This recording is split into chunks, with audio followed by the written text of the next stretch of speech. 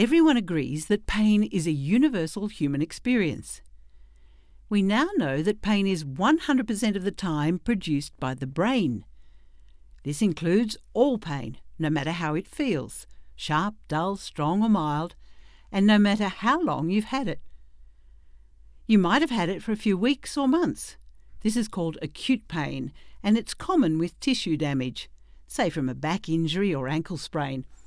And generally, you'll be encouraged to stay active and gradually get back to doing all your normal things, including work.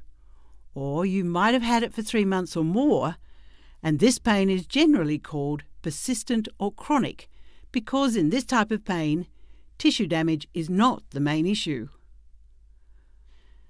What's less clear, though, is when you're told you have chronic pain, is knowing what's best to do about it. Well, in Australia, chronic pain is a really big problem. In fact, 1 in 5 people have it. Having a brain that keeps on producing pain, even after the body tissues are restored and out of danger, is no fun. Some people say it still feels like they must have something wrong. But that's just it.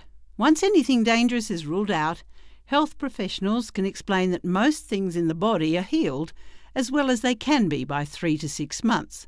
So ongoing pain being produced by the brain is less about structural changes in the body and more about the sensitivity of the nervous system. In other words, it's more complex. So to try and figure out what's going on, you need to retrain the brain and nervous system. To do this, it's helpful to look at all the things that affect the nervous system and may be contributing to your individual pain experience. What can help is to look at persistent pain from a broad perspective, and by using a structured approach and a plan, it's less likely that anything important will be missed. Let's start with the medical side.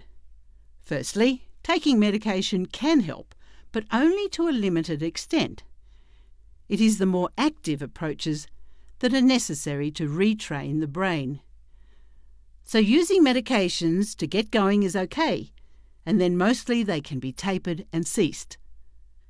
Some people also think surgery might be the answer, but when it comes to a complex problem like chronic pain, surgery may not be helpful.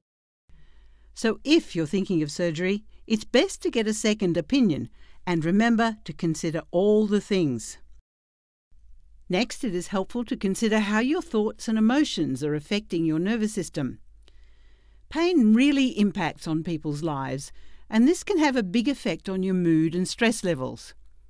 All those thoughts and beliefs are brain impulses too, but you can learn ways to reduce stress and wind down the nervous system. This helps with emotional well-being and can reduce pain as well. The third area to consider is the role of diet and lifestyle. Now, it turns out that our modern lifestyle might not be so good for us. In fact, what we eat and how we live may really be contributing to a sensitized nervous system. Looking at all the things like smoking, nutrition, alcohol, and activity levels, and seeing if there are any issues is a good beginning, and these things can go on your plan. Then there's often enormous value in exploring the deeper meaning of pain and the surrounding personal story.